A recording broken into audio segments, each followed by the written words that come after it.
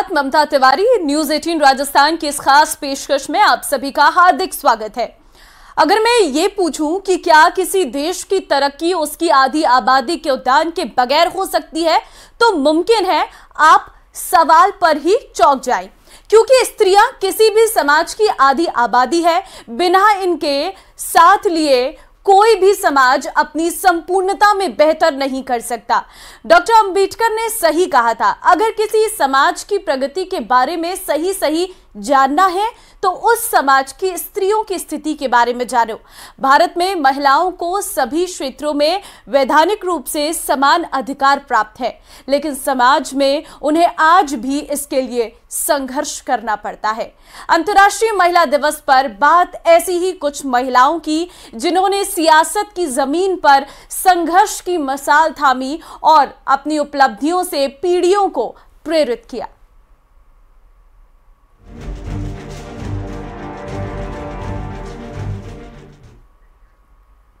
Women's power में ये सबसे पहले बात उस लीडर की जिसने राजस्थान की चुनावी बाजी ही बदल दी।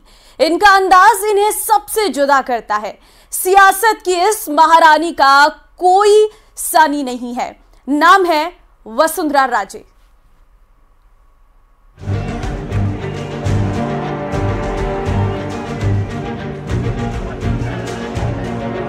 गर्वीली अदा, आत्मविश्वास से लबरेज चेहरा और आश्वस्त करती उपस्थिति।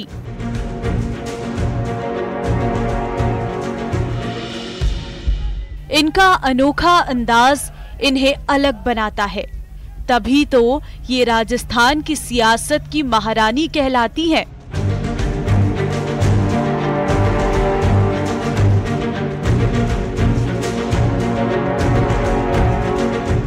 भैरों सिंह शेखावत के बाद राजस्थान में बीजेपी को नई ऊंचाई देने वाली वसुंधरा राजे का सियासी सफर सफलताओं की कहानी है। तो निजी जीवन संघर्षों की अनंत गाथा, लेकिन सियासत के इस चमकते सितारे ने निजी जिंदगी की लड़ाई भी पूरी शिद्दत से लड़ी। ग्वालियर राजघराने में जन्म लेकर राजस्थान के सियासी फलक तक चमक बिखेरने वाली वसुंधरा राजे को प्रदेश की इकलौती महिला मुख्यमंत्री होने का गौरव हासिल है। हार से जीत और फिर इतिहास रचने की राजे की कहानी काफी प्रेरणादायक है। वसुंधरा राजे जी का ताल्लुक धौलपुर और ग्वालियर दो स्थानों से रहा है और झालावाड़ उसके प्रभाव क्षेत्र में नहीं रहा है। एक नई जगह थी, फिर भी उन्होंने ऐसी इबारत लिखी जो लगातार उनको जीत दर्ज करवाती रही। वो केंद्र में मंत्री रही, पार्टी के पदों पर रही और बाद में राजस्थान में 2 बार मुख्यमंत्री बनने का उनको अवसर मिला। तो चलिए एक नजर डालते हैं वसुंधरा राजे की जिंदगी के सफर पर। वसुंधरा राजे का जन्म 8 मार्च 1953 को मुंबई में हुआ। पिता महाराजा जीवाजी राव सिंधिया ग्वालियर के शासक थे, जबकि माता राजमाता विजय राजे सिंधिया आजादी के बाद एक बड़ी नेता के रूप में उभरी। वसुंधरा बचपन से ही घर से दूर रही। उन्होंने अपनी स्कूली शिक्षा प्रेसिडेंशियल कॉन्वेंट से पूरी की, जबकि कॉलेज की पढ़ाई सोफिया कॉलेज मुंबई से पूरी की। यहाँ से उन्होंने अर्थशास्त्र में ग्रेजुएशन और राजनीति शास्त्र में पोस्ट ग्रेजुएशन किया। 1972 में वसुंधरा राजे की शादी धौलपुर राजघराने के महाराजा हेमंत सिंह से हुई, लेकिन ये शादी 1 साल के अंदर ही टूट गई। पति से अलग होने के बाद वसुंधरा ने खुद को जनता से जोड़ लिया और जनसेवा की नेक नीयत के साथ वो बीजेपी में शामिल हो गईं। 1984 में वो बीजेपी की राष्ट्रीय कार्यकारिणी में शामिल हुई और भिंड लोकसभा सीट से उन्होंने चुनाव लड़ा। हालांकि बताया जाता है कि 87,000 वोटों से उन्हें शिकस्त मिली, जिसके बाद उनकी मां काफी परेशान हो गई। वसुंधरा की मां ने उस दौरान रहे बीजेपी के अध्यक्ष भैरों सिंह शेखावत को अपनी चिंता बताई। उन्होंने राजमाता को सलाह दी कि वो वसुंधरा को एक बार फिर से राजस्थान वापस भेज दे ताकि सब कुछ सही हो जाए। उसके बाद वसुंधरा राजस्थान वापस आ गई और हुआ भी कुछ ऐसा ही। 1985 में पहली बार वो धौलपुर से विधायक रही और उसके बाद लगातार 5 बार वो सांसद रहीं, जिसके बाद उन्होंने कभी पीछे मुड़कर नहीं देखा। सफलता उनके कदम चूमने लगी। इस बार भी उनके बारे में उम्मीद थी, लेकिन पार्टी ने कुछ और गवारा किया। यद्यपि इस समय नारी शक्ति की वंदना के नारे भी थे, इस दौरान उनके नेतृत्व के अवसर को भुला दिया गया। लेकिन फिर भी राजनीति में कोई संभावना खत्म नहीं होती है। जिन्होंने अपनी योग्यता से, अपने नेतृत्व की क्षमता से समाज को परिचय और रूबरू करवाया हो। 2003 का दौर वसुंधरा के लिए सफलता के नए अवसर लेकर आया। विधानसभा चुनाव को लेकर प्रदेश में बड़े चेहरे के लिए जूझ रही बीजेपी ने वसुंधरा को आगे किया। वसुंधरा ने इस अवसर को दोनों हाथों से लपका गहलोत सरकार के खिलाफ प्रदेश भर में परिवर्तन यात्रा निकाली। इस यात्रा के जरिए उन्होंने आम जनता को नए सपने दिखाए। प्रदेश सरकार की विफलताएं गिनाई और विकास का रोड मैप रखा। खास तौर से वसुंधरा राजे महिलाओं को लुभाने के लिए जिस इलाके में जाती, उस इलाके की वेशभूषा पहनकर जाती। वसुंधरा का ये रूप लोगों को खूब भाया। नतीजा ये हुआ कि विधानसभा चुनावों में वसुंधरा राजे भारी बहुमत के बल पर पार्टी को सत्ता में ले आई। बीजेपी ने 200 में से 120 सीटें जीतकर इतिहास रच दिया। इससे पहले कभी भी भारतीय जनता पार्टी राजस्थान की राजनीति में बहुमत नहीं ला सकी। पार्टी नेता भैरव सिंह शेखावत 1977 में 152 सीटें लाने वाली जनता पार्टी के समय बहुत जोर तोड़ से मुख्यमंत्री बने थे, लेकिन उसके बाद उनके नेतृत्व में बीजेपी कभी भी 95 का आंकड़ा पार नहीं कर सकी।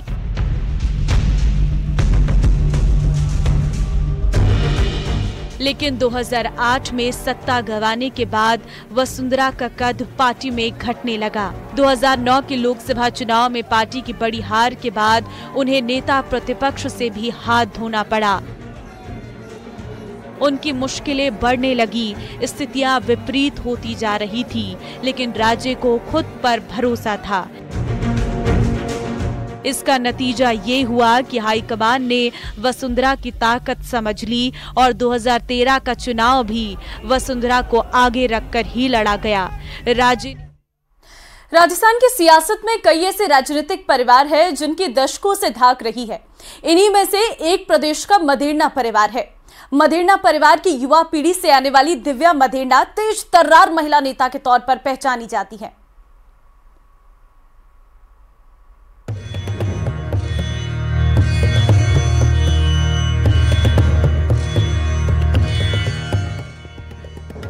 शिक्षा एक मात्र वो रास्ता है जो गरीब से गरीब परिवार को शिक्षित होने पे संपन्न करता। राजस्थान की सियासत में कई ऐसे राजनीतिक परिवार हैं जिनकी दशकों से धाक रही है। इन्हीं में से एक प्रदेश का मदेरणा परिवार है। मदेरणा परिवार की युवा पीढ़ी से आने वाली दिव्या मदेरणा तेज तर्रार महिला नेता के तौर पर पहचानी जाती है। नेता नहीं, समाज का बनिए पैरोकार, जनता से रखिए सीधा सरोकार, न जीत की चिंता न हार का गम, जब दिव्या भरती है दम विरोधी होते हैं बेदम। दिव्या मदेरणा मारवाड़ की सियासत का बड़ा चेहरा। मारवाड़ की सियासत की बात हो और दिव्या मदेरणा का जिक्र ना हो, ऐसा कैसे हो सकता है। कांग्रेस नेता दिव्या मदेरणा साल 2018 के विधानसभा चुनाव में पहली बार विधायक बनकर सदन तक पहुंची। अपनी बेबाक अंदाज के कारण न केवल राजस्थान बल्कि देश भर में उन्होंने अपनी विशेष पहचान बनाई है। भले ही वे पहली बार विधायक बनी हो, लेकिन सदन में क्षेत्र की जनता के मुद्दे उठाने और सरकार के समक्ष अपनी बात बेबाकी से रखने का उनका अंदाज बेहद निराला रहा। जिस तरफ युवा मुड़ा है उस तरफ क्रांति का प्रतीक हुआ है, उस तरफ जमाना मुड़ा है। युवाओं में वो ताकत है जो आंधियों के रुख को बदल देना जानती है। ऐसे वक्त में जब राजस्थान प्रदेश कांग्रेस में आपसी गुटबाजी चरम पर रही, तब भी दिव्या मदेरणा ने दोनों गुटों से सम्मानजनक दूरी बनाए रखी। उन्होंने साफ साफ कहा कि उनके लिए पार्टी पहले है और नेता बाद में। जो पार्टी का शीर्ष नेतृत्व आदेश देगा वो उसका पालन करेंगी। अनुशासन के मामले में दिव्या मदेरणा ने अपनी ही पार्टी के नेताओं को कई बार आईना दिखाया। सितंबर 2022 में जब गहलोत गुट के शांति धारीवाल, डॉक्टर महेश जोशी और आरटीडीसी चेयरमैन धर्मेंद्र राठौर ने कांग्रेस आलाकमान के खिलाफ बगावत की थी, उन दिनों दिव्या मदेरणा ने बेबाकी से अपनी बात दुनिया के सामने रखी। उन्होंने साफ कहा कि पार्टी के असली गद्दार नेता वे हैं जिन्होंने कांग्रेस हाईकमान के आदेशों की अवहेलना की है। चिरंजीवी स्वास्थ्य बीमा योजना से जुड़े एक मामले में जब ओसियां क्षेत्र के एक व्यक्ति को इलाज नहीं मिला तो दिव्या मदेरणा अस्पताल पहुंच गई। उधर अस्पताल प्रशासन भी अपनी जिद पर अड़ गया कि जिस इलाज के लिए मरीज अस्पताल में भर्ती हुआ है उस बीमारी का इलाज चिरंजीवी योजना के तहत नहीं आता। जिला कलेक्टर ने भी अस्पताल प्रशासन के बयान को सही ठहराया। उसके बाद दिव्या मदेरणा ने सबूत दिखाते हुए अस्पताल प्रशासन और जिला कलेक्टर की पोल खोल दी। उन्होंने साफ साफ कहा कि जिला कलेक्टर प्रदेश की जनता को भ्रमित कर रही हैं। जिस बीमारी का इलाज चिरंजीवी योजना के तहत होता है उसे भी चिरंजीवी योजना से बाहर बता रही हैं। मारवाड़ की राजनीति में दिव्या मदेरणा एक बड़ी नेता के रूप में उभरी है। हालांकि वे बड़े राजनीतिक घराने से है, लेकिन दिव्या ने अपनी पहचान खुद बनाई है। वे हनुमान बेनीवाल को खुलेआम चुनौती देती हैं। वे कहती हैं कि दम है तो मैदान आकर उनका मुकाबला करें। बेनीवाल की ओर से लगाए जा रहे व्यक्तिगत आरोपों पर वे खुलकर उन्हें जवाब देती रही। दिव्या का कहना है कि उनके संस्कार ऐसे नहीं हैं कि वे असभ्य भाषा का इस्तेमाल करें।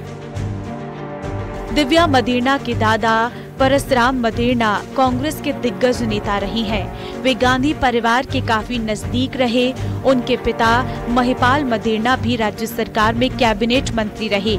दिव्या मदेरणा ने अपने दादा और पिता की विरासत को आगे बढ़ाते हुए राजनीति में कदम बढ़ाए हैं। दिव्या मदेरणा की मां लीला मदेरणा पिछले 25 साल से जोधपुर जिला परिषद की सदस्य बनती आ रही है। अब दिव्या के पिता महिपाल मदेरणा का निधन हो चुका है। लीला मदेरणा वर्तमान में जोधपुर की जिला प्रमुख हैं। दिव्या ने अपने दम पर मां को जिला परिषद का चुनाव जिताया और जिला प्रमुख बनवाया। राहुल गांधी की भारत जोड़ो यात्रा के दौरान दिव्या मदेरणा कई दिनों तक उनके साथ चली थी। यात्रा राजस्थान पहुंचने से पहले दिव्या दक्षिण भारत चली गई थी और वहीं राहुल गांधी के साथ वे पैदल चली थी। इस दौरान राहुल गांधी और दिव्या मदेरणा की तस्वीरें सोशल मीडिया पर जमकर वायरल हुई थी। दिव्या भले ही 2023 का चुनाव हार गई हो, लेकिन सियासत में उनकी लंबी पारी मारवाड़ की दशा दिशा तय करने में महत्वपूर्ण भूमिका निभा सकती है। Bureau report, news 18 Rajasthan. और चलिए यहाँ वक्त एक छोटे से ब्रेक का है, फौरन हाजिर होते हैं।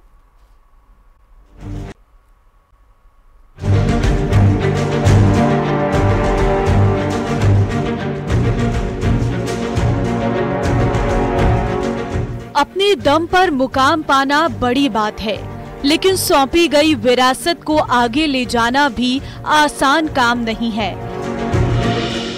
खासकर उस सियासत में जहां कोई किसी का सगा नहीं।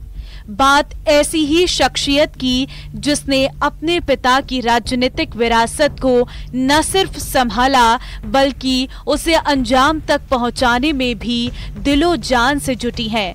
बात 5 दशक पुरानी है। झुंझुनू के मंडावा के छोटे से गांव हेतमसर में 1 जनवरी 1973 को कांग्रेस के पूर्व प्रदेश अध्यक्ष स्वर्गीय राम नारायण चौधरी के घर बेटी का जन्म हुआ। नाम रखा गया कुमारी रीटा। रीटा की प्रारंभिक शिक्षा गांव में हुई। उसके बाद रीटा चौधरी ने राजस्थान विश्वविद्यालय से स्नातकोत्तर किया। उन्होंने राजस्थान विश्वविद्यालय में इंग्लिश से एमए किया और इसके बाद 1998 में कैलिफोर्निया की न्यूपोर्ट यूनिवर्सिटी से एमबीए किया। साल 2008 में कांग्रेस के दिग्गज नेता राम नारायण चौधरी ने स्वास्थ्य कारणों का हवाला देते हुए विधानसभा का चुनाव लड़ने से मना कर दिया। इसके बाद कुमारी रीटा चौधरी ने पिता की विरासत को संभाला। साल 2008 में हुए विधानसभा चुनाव में कांग्रेस ने रीटा चौधरी को अपना प्रत्याशी बनाया। रीटा चौधरी ने इस विधानसभा चुनाव में निर्दलीय नरेंद्र कुमार को हराया। 2013 में हुए विधानसभा चुनाव में रीटा चौधरी को फिर कांग्रेस ने अपना प्रत्याशी बनाया। बीजेपी के बागी नरेंद्र कुमार ने निर्दलीय रूप से मैदान में उतरते हुए कांग्रेस की रीटा चौधरी को हरा दिया। 2018 के चुनाव में फिर से कांग्रेस ने रीटा चौधरी पर दांव खेला। इस चुनाव में बीजेपी ने नरेंद्र कुमार को अपना प्रत्याशी बनाया। नरेंद्र कुमार ने रीटा चौधरी को एक बार फिर शिकस्त दी। 2019 में हुए उपचुनाव में रीटा चौधरी को कांग्रेस ने अपना प्रत्याशी बनाया। रीटा चौधरी ने 33,704 मतों से बीजेपी की सुशीला को पराजित किया। 2023 में हुए विधानसभा चुनाव में बीजेपी ने सांसद नरेंद्र कुमार को मंडावा से अपना प्रत्याशी बनाया। इस सीट पर एक बार फिर से कांग्रेस ने रीटा चौधरी को मैदान में उतारा। सियासी पंडित चुनाव में कांग्रेस की करारी हार की भविष्यवाणी कर रहे थे। तत्कालीन गहलोत सरकार सत्ता विरोधी लहर से जूझ रही थी, लेकिन रीटा चौधरी को अपने काम पर भरोसा था। 3 दिसंबर को जब नतीजे सामने आए तब आश्चर्यजनक तरीके से रीटा चौधरी का दावा सही साबित हुआ। रीटा चौधरी ने बीजेपी के सांसद और मंडावा प्रत्याशी नरेंद्र कुमार को 18,717 मतों से पराजित किया।